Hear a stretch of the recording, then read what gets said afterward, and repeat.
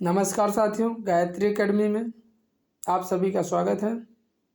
दोस्तों, आज हम सीटेट एसएसटी का पेपर लेकर आए हुए हैं जो कि 7 जुलाई 2024 को हुआ था। तो चलिए इसको देखते हैं। क्वेश्चन नंबर 31 से 90 तक देखते हैं। पहला क्वेश्चन क्या है? सरकार ने ऐसे कानून पारित किए हैं जिसने उन संगठनों में बालवाड़ी क्रेच सुविधा अनिवार्य किया है जहां महिला कर्मचारी संख्या 30 से अधिक है। क्वेश्चन नंबर 32, आरंभिक वर्षों में भारतीय राष्ट्रीय कांग्रेस ने अंग्रेजों के खिलाफ बहुत सारे आर्थिक मुद्दे उठाए। सही उत्तर का चुनाव करें। तो इसका करेक्ट आंसर पहला और दूसरा है। कांग्रेस का कहना था कि भारत में ब्रिटिश शासन की वजह से ही गरीबी और अकाल पड़ रहे हैं। कांग्रेस ने मांग की थी कि लगान को कम किया जाए तथा फौजी खर्चों में कटौती की जाए। क्वेश्चन नंबर 33 में पृथ्वी के मंडल दिए हैं और उनकी विशेषताओं से मिलान करना है। तो स्थल मंडल में वही होगा जहाँ जल नहीं होगा, जैसे चट्टानों या खनिजों से बना हुआ होता है स्थल मंडल। जल मंडल जल के विभिन्न स्रोतों से बना हुआ होता है। वायुमंडल वायु की पतली परत होती है। जैव मंडल जहाँ जीवन होता है, जैसे पादप एवं जीव जंतु। ठीक है दोस्तों। क्वेश्चन नंबर 34, निम्नलिखित में से कौन सा कथन अशोक के धम्म के विषय में सही है?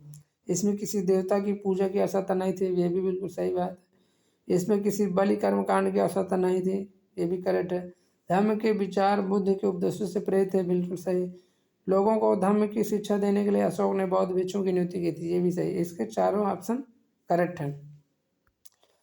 क्वेश्चन नंबर 35, 19वीं शताब्दी में चमड़े का काम करने वालों के संदर्भ में है। पहले विश्व युद्ध के दौरान सेना के लिए जूतों की जबरदस्त मांग पैदा हो गई थी, क्योंकि युद्ध में सब कुछ नष्ट हो जाता है और युद्ध लड़ना है तो कम से कम दौड़ने के लिए जूते चप्पल तो चाहिए। दूसरा, सामान्य जातियों के गरीब लोगों ने इस अवसर को देखा और सेना है तो आप जूते आपूर्ति के लिए तैयार हो गए, ये भी बिल्कुल सही बात है। इसके दोनों ऑप्शन करेक्ट है। क्वेश्चन नंबर 36, मुगल राजस्व व्यवस्था जिसमें हर फसल के लिए राजस्व की दर अलग सूची बनाई गई, उसे कहते हैं जब्त कहते थे, जब्त प्रणाली कहते थे। जात क्या थी? जात रईसों का व्यक्तिगत पद होता था। एकता भूमि वितरण प्रणाली को एकता कहते थे। जागीर सामंती जीवन संपदा को जागीर कहते थे। क्वेश्चन नंबर 37, पृथ्वी की शैलें वे शैलें जो पृथ्वी के निर्माण के 30 करोड़ वर्ष पश्चात बने हैं। तो ये शैलें पश्चिमी ऑस्ट्रेलिया में स्थित हैं। क्वेश्चन नंबर 38 में संकल्पनाएं दी गई हैं और उनके उदाहरण दिए गए हैं। इसमें से देखते हैं, भेदभाव क्या दर्शाता था? भेदभाव दर्शाता महिलाओं को रोजगार की अनुमति नहीं, क्योंकि वह परिवार शुरू कर रही हैं और गर्भवती हैं। असमानता क्या होता है? समान कार्य के लिए अलग वेतन असमानता होता है। जैसे उसी काम के लिए पुरुष को वेतन ज़्यादा मिलता है और महिला को कम मिलता है, ये असमानता है। रूढ़िवादिता क्या होता है? रूढ़िवादिता क्या होता है? लड़कियाँ खाना बनाने भोजन पकाने में अच्छी हैं, ये धारणा बनी हुई है पहले से। पूर्व धारणा क्या होती है? पूर्व धारणा होती है ग्रामवासी अंधविश्वासी हैं, लेकिन अब ये धारणा धीरे धीरे बदल रही है। जब पूर्व धारणा है तो है। क्वेश्चन नंबर 39, फसल दी हुई है, आवश्यक जलवायु दशा। काफ़ी के लिए ठंडी नहीं गर्म और शुष्क जलवायु चाहिए, जबकि चाय के लिए गर्म जलवायु और उच्च वर्षा। बी सही, ए गलत है, तो इसलिए केवल बी सही। क्वेश्चन नंबर 40, भूतपूर्व रियासत श्रेणी लागू थी। भूतपूर्व रियासत श्रेणी कब लागू थी? 1947-48 और 1956 के बीच, जब उन्हें प्रशासनिक इकाइयों के रूप में मान्यता मिली थी। इन्हीं रियासतों को सरदार वल्लभ भाई पटेल ने मिलाने का काम किया था। क्वेश्चन नंबर 41, अतीत में व्यक्तियों व वस्तुओं के संदर्भ निम्नलिखित का मिलान कीजिए और उपयुक्त विकल्प चुनाव कीजिए। बेरिगाजा भरूचों को कहते थे। श्रेणी शिल्पकारों तथा व्यापारियों के संघ को कहा जाता था। एरेटाइन पात्र मुहर लगे लाल चमकदार बर्तन कहलाते थे। गृहपति स्वतंत्रता कहलाते थे। क्वेश्चन 42, इतिहास की गूढ़ लिपि का अर्थ निकालने लिखने में पुरातत्वविद एक महत्वपूर्ण भूमिका निभाते हैं। निम्नलिखित में से काम की प्रकृति के बारे में कौन सा सही नहीं है? भाई देखो, इतिहासविद और पुरातत्वविद जानवरों पक्षियों मछलियों की हड्डियों को ढूंढते थे। भावनों चित्रों पेंटिंग्स एवं मूर्तियों के अवशेषों का अध्ययन करते थे। औजारों हथियारों बर्तनों पैन आदि की प्राप्ति के लिए छानबीन और खुदाई करते। लिखित सामग्री लेखों की जांच वैसे लेखे तो तब नहीं चलते थे, इसलिए ऐसा कुछ नहीं है। बाकी ये तीनों ऑप्शन करेक्ट हैं। भारत में केंद्रीय सरकार कार्यालयों के खोलने का समय सुबह के 9 बजे IST भारतीय मानक समय। तो चेन्नई के क्रमशः 80 अंश पूर्व देशांतर तथा ईटानगर के 92 अंश 45 मिनट पूर्व देशांतर के पास स्थित केंद्रीय सरकार कार्यालयों के खुलने का स्थानीय क्रमशः समय क्या होगा? तो क्रमशः सुबह चेन्नई वाले 8:50 बजे तथा सुबह के 9:41 बजे ईटानगर का होगा। भाई देखिए GMT ग्रीनविच टाइम 5.5 घंटे का अंतर आता है टोटल, तो इसी का प्लस माइनस करके ये सब निकाला जाता है। क्वेश्चन 44, 19वीं सदी के औपनिवेशिक भारत में लड़कियों को घर पर ही पढ़ाया जाता था क्योंकि वे पढ़ाई के साथ साथ घरेलू काम भी कर सकें और लोग मानते थे कि सार्वजनिक स्थानों पर जाने से वे बिगड़ जाएंगी। ए और बी दोनों सही हैं, जबकि लोग अपने संबंधियों और मित्रों से उनकी शिक्षा के तथ्य छुपा जाते थे, ऐसा कुछ नहीं था। क्वेश्चन 45, निम्नलिखित में से कौन सा ग्राम भोजक के लिए सही नहीं है? ग्राम भोजक के लिए गांव का कर वसूलने का काम राजा अक्सर इन्हें सौंप देते थे, बिल्कुल सही। ये न्यायाधीश और पुलिस का काम नहीं करते थे, जबकि करते थे। ये न्यायाधीश और पुलिस का काम भी करते थे, इसलिए ये सही हो जाएगा क्योंकि वो गलत पूछ रहा है। अक्सर एक ही परिवार के लोग इस पद पर कई पीढ़ियों तक बने रहते थे, ये भी सही है। इनकी जमीन पर इनके दास और मजदूर काम करते थे, ये भी सही है। नीचे दो कथन ए और बी की श्री नारायण गुरु के संदर्भ में है। उनके अनुसार सारी मानवता ही एक जाति है, बिल्कुल सही। उन्होंने सभी गुरुओं में विश्वास रखने के लिए प्रेरित किया, नहीं, उन्होंने किसी गुरुओं में विश्वास करने के लिए प्रेरित नहीं किया था, क्योंकि उनके अनुसार मानवता ही एक जाति है। क्वेश्चन 47, शैल दिया हुआ है और उनका उत्पत्ति और निर्माण कैसे होता है? तो आग्नेय शैल द्रवित मैग्मा से बनती है। अवसादी शैलें हवा और जल आदि के द्वारा एक स्थान दूसरे स्थान पहुंचाकर जम जाते हैं, तो उससे अवसादी शैलें बनती हैं। कायांतरित शैलें उच्च ताप एवं दाब के कारण प्रदूषित हो जाते हैं। कायांतरित शैलें उच्च ताप एवं दाब के कारण प्रदूषित हो जाते हैं। क्वेश्चन 48, वायुमंडल की किस परत में वायु की बहुत पतली परत होती है? स्थल मंडल, मध्य मंडल, बाह्य वायुमंडल, बहिर्मंडल। बहिर्मंडल में वायु की बहुत ही कम परत होती है, इसलिए जाते हैं जैसे पर्वतारोही होते हैं ना, तो ऊपर जैसे ऊपर जाते हैं तो ऑक्सीजन की जरूरत पड़ती है, दबाव के लिए ऑक्सीजन लेकर चलते हैं। और इसका एक उदाहरण ये भी होता है, जब आप वायुयान की यात्रा करते हैं तो उसमें से आपकी ब्लड की जांच होती है। क्वेश्चन 49, एक बड़े आधार और पतली चोटी वाला जनसंख्या पिरामिड क्या दर्शाता है? एक बड़े आधार और पतली चोटी वाला जनसंख्या पिरामिड उच्च जन्म दर, वृद्ध आयु वर्ग में उच्च मृत्यु दर तथा तुलनात्मक रूप से अधिक युवा जनसंख्या, ये 3 दर्शाता है। एक बड़े आधार और पतली चोटी वाला जनसंख्या पिरामिड उच्च जन्म दर, वृद्ध आयु वर्ग में उच्च मृत्यु दर, तुलनात्मक रूप से अधिक युवा जनसंख्या को दर्शाता है। क्वेश्चन 15, पृथ्वी की गतियों के बारे में दिए गए निम्न कथनों में ए तथा बी पर विचार करें। पृथ्वी अपने अक्ष पर घूमना घूर्णन कहलाता है।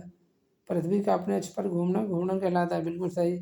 पृथ्वी का अक्ष एक काल्पनिक रेखा है जो अपनी कक्षीय सतह से 33 से 1/2 कोण से कोण, नहीं, ये 23 से 1/2 होता है, इसलिए एक करेक्ट है, बी गलत। क्वेश्चन 41, निम्नलिखित में से कौन सा कथन 12वीं सदी की मंदिर निर्माण पूर्व शिल्प विज्ञान तकनीक के विकास के बारे में है? अधिरचना का भार शिखरों पर डाल दिया जाता था, नहीं, ऐसा भी नहीं था कि अधिरचना का भार शिखरों पर डाल दिया जाता। निर्माण में बलुआ पत्थर व पत्थर के छोटे टुकड़ों के मिश्रण का तेजी से प्रयोग हुआ। तो निर्माण में बलुआ पत्थर और पत्थर के छोटे टुकड़े मिश्रण, तो देखो छोटे टुकड़ों के मिश्रण का तो नहीं हो रहा था उस समय, बड़े बड़े पत्थरों का ही प्रयोग हो रहा था वहाँ पर, इसलिए 1 और 2 दोनों सही गलत है, ठीक है, सही नहीं है। क्वेश्चन 52, निम्नलिखित में से कौन केसरी नामक अखबार जो ब्रिटिश शासन का कट्टर आलोचक बन गया था का संपादक किया था? केसरी बाल गंगाधर तिलक का है, ठीक है। और एक लाला लाजपत राय, बाल गंगाधर तिलक, बिपिन चंद्र पाल, ये तीनों लाल बाल पाल तिगड़ी के नाम से प्रसिद्ध है। क्वेश्चन 53, अमेजन बेसिन के बारे में निम्नलिखित में से कौन सा कथन सही है? पूरे वर्ष यहाँ गर्म और नम जलवायु रहती है, ये भी बिल्कुल सही। यहाँ लोग कर्तन व दहन कृषि करते हैं, सही है। लोग मुख्यतः धान उगाते हैं, मुख्यतः धान नहीं उगाते हैं। बेसिन में कई स्थानों तक पहुँचने के लिए हवाई जहाज तथा हेलीकॉप्टर का भी प्रयोग किया जाता है। ए बी डी सही है, जबकि सी में धान नहीं उगाते हैं यहाँ। इसको पृथ्वी का फेफड़ा भी बोलते हैं, क्योंकि यहाँ बहुत ही ज़्यादा जंगल है और इतनी घनी झाड़ियाँ हैं कि वहाँ आदमी नहीं जा सकता, इसलिए जो है यहाँ पर ऑक्सीजन भरपूर मात्रा में पाई जाती है। क्वेश्चन 54, भारत के भौतिक मानचित्र में यदि आपको दक्कन के पठार को पहचाना है तो किस रंग से दर्शाया गया है? दक्कन के पठार को पहचानने के लिए पीला रंग दर्शाया जाता है। हरा रंग अच्छा स्वास्थ्य और जीवन शक्ति का प्रतीक होता है। नारंगी रंग ट्रैफिक न कम है न ज़्यादा को दर्शाता है। भूरा रंग पहाड़ों पर्वतों को दर्शाता है। नीला रंग जल को दर्शाता है। हरा रंग मैदानों को दर्शाता है। ठीक है। क्वेश्चन 55, निम्नलिखित में से मृदा अपरदन और क्षीणता को नियंत्रित करने के उपायों का चयन कीजिए। मल्च बनाना, अति चराई, वेदिका फार्म, बीज की फसल उगाना। मृदा अपरदन और क्षीणता को नियंत्रित करने के लिए मल्च बनाना, वेदिका फार्म और बीज की फसल उगाना होता है, जबकि अति चराई से जमीन बंजर हो जाती है। क्वेश्चन 56, विविधता में एकता मुहावरा किसने दिया था? तो ये मुहावरा पंडित जवाहरलाल नेहरू ने दिया था। सुभाष चंद्र बोस, तुम मुझे खून दो मैं तुम्हें आज़ादी दूंगा, दिया था। क्वेश्चन 57, ए और बी कथनों पर सर्वोच्चता के संदर्भ विचार कीजिए और सही उत्तर चयन कीजिए। कंपनी ने दावा किया कि उसका अधिकार सर्वोच्च नहीं था। ये बिल्कुल गलत है, क्योंकि कंपनी खुद को अपना सबसे सर्वोच्च समझती थी अपने आप को। अपने हितों की रक्षा के लिए वह भारतीय रियासतों का अधिग्रहण करने या उनको अधिग्रहण करने की धमकी देने का अधिकार कंपनी अपने पास मानती थी। बिल्कुल सही बात, इसलिए ए गलत, बी सही है। क्वेश्चन, लद्दाख के बारे में निम्नलिखित कथनों पर विचार कीजिए, सही विकल्प चुनाव कीजिए। लद्दाख से होकर बहुत सी नदियां बहती हैं, बिल्कुल सही बात है। अधिक ऊंचाई होने के कारण यहाँ की जलवायु अत्यधिक ठंडी है, ये भी सही बात है।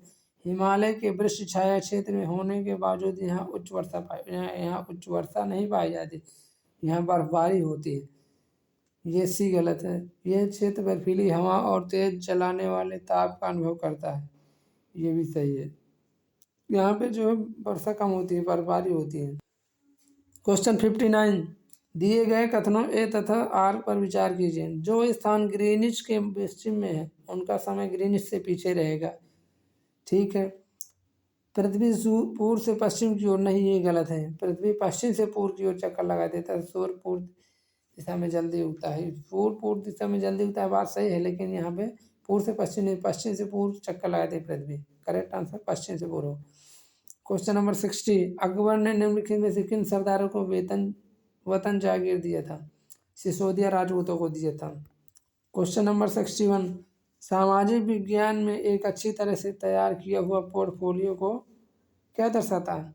उद्देश्यपूर्ण व व्यवस्थित होना चाहिए, विद्यार्थी के नियमित कार्यों व गतिविधियों को दर्शाना चाहिए। ठीक है। मुख्यतः रिपोर्ट कार्ड नहीं, रिपोर्ट कार्ड बनाने पर ध्यान नहीं होना चाहिए।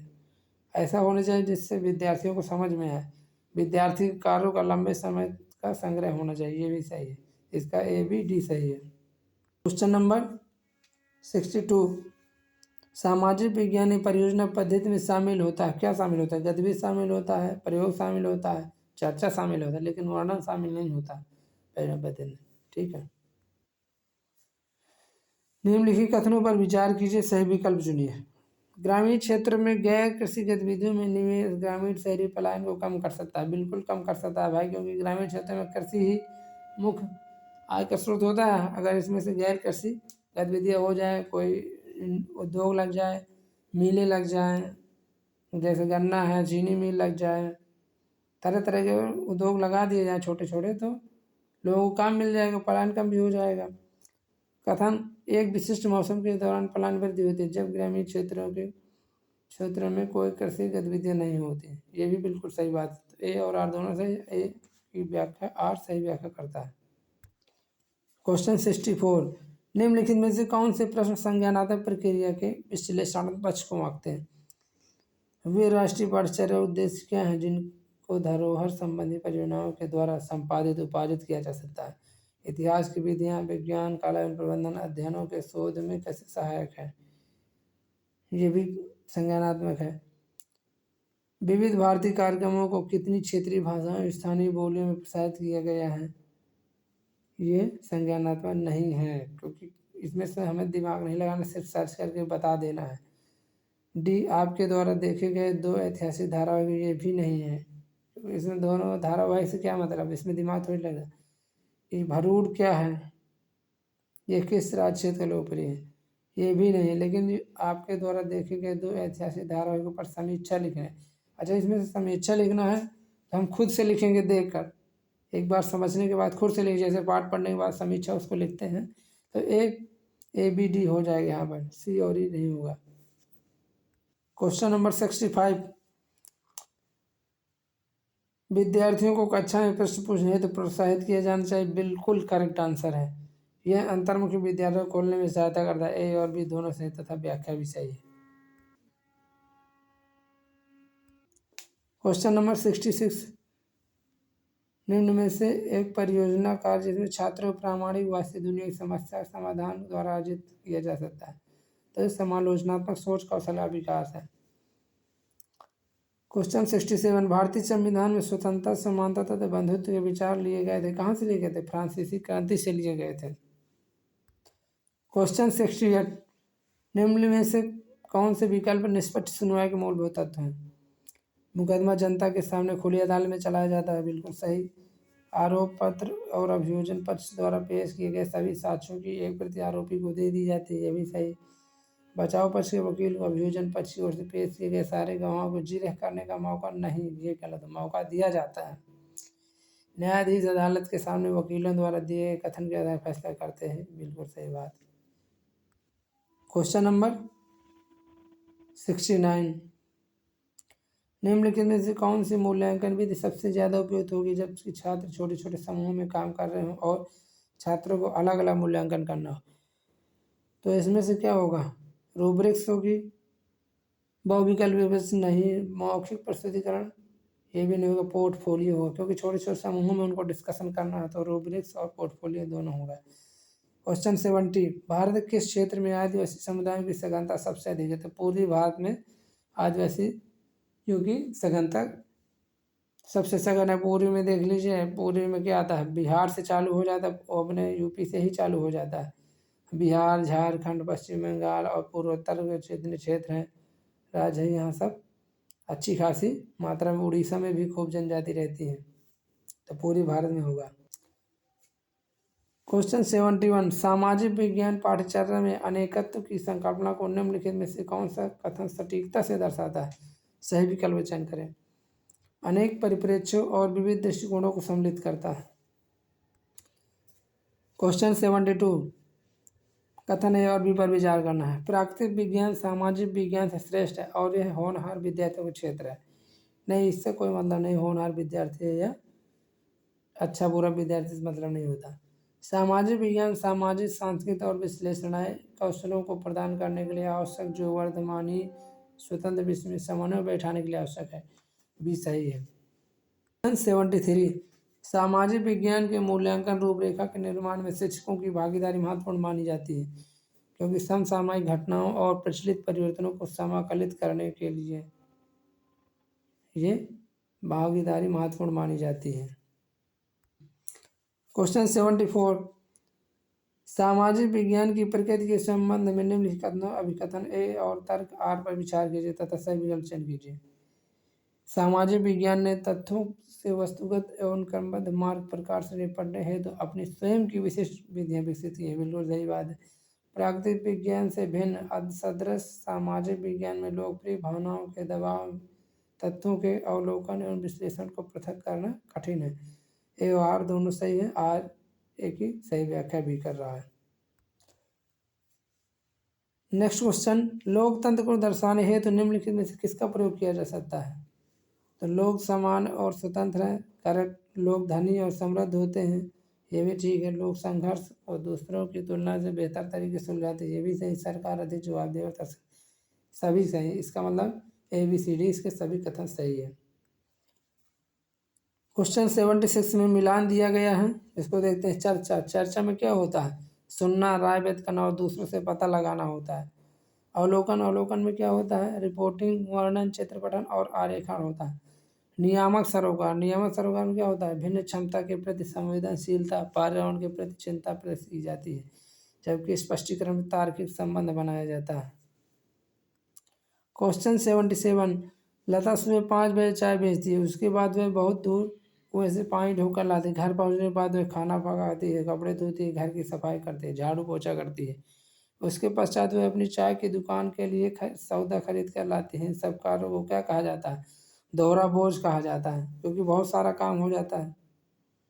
घर का भी काम होता है और बाहर का काम भी होता है, आर्थिक भी होता है और घर का सामाजिक भी होता है, इसलिए दोहरा बोझ बोलते हैं। क्वेश्चन 78, संविधान एक क्षेत्र में रहने वाले लोगों के बीच नागरिक नामक संबंध निर्धारित करता है और यह लोगों और सरकार के बीच संबंधों को भी निर्धारित करता है। संविधान बिल्कुल करेक्ट। क्वेश्चन 79, राष्ट्रीय चिकित्सा आयोग की चिकित्सा आचार संहिता में कहा गया है कि प्रत्येक चिकित्सक को जहां तक संभव हो उन दवाओं को निर्धारित करना चाहिए जो कहलाती हैं, क्या कहलाती है? जेनरिक दवा, जेनरिक मेडिसिन को निर्धारित करना चाहिए। क्वेश्चन 80, ग्रामीण भारत में एक बड़ी संख्या में जो लोग भूमिहीन हैं जबकि उनकी जीविका का मुख्य स्रोत कृषि है, क्या कहलाते हैं? सीमांत किसान, प्रवासी मजदूर, कृषि मजदूर, छोटे किसान।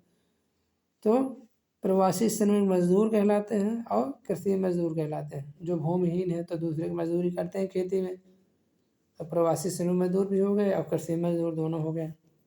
करेक्ट आंसर डी होगा। नेक्स्ट 81, भेदभाव विषय पर चर्चा करने के निम्नलिखित में से कौन सा संसाधन प्रासंगिक? इसका correct answer A, BR Ambedkar के भारत लौटने के पश्चात रहने हेतु स्थान ढूंढने के अनुभवों का वृत्तांत है। इस भेदभाव पर अच्छी तरह से समझाता है। ठीक है। क्वेश्चन 82, विविधता विषय पर कार्य देने हेतु एक अध्यापिका अपनी कक्षा के 30 विद्यार्थियों को छोटे छोटे समूह में बांटना चाह रही है। निम्नलिखित में समूह निर्माण का कौन सा तरीका सबसे उचित होगा?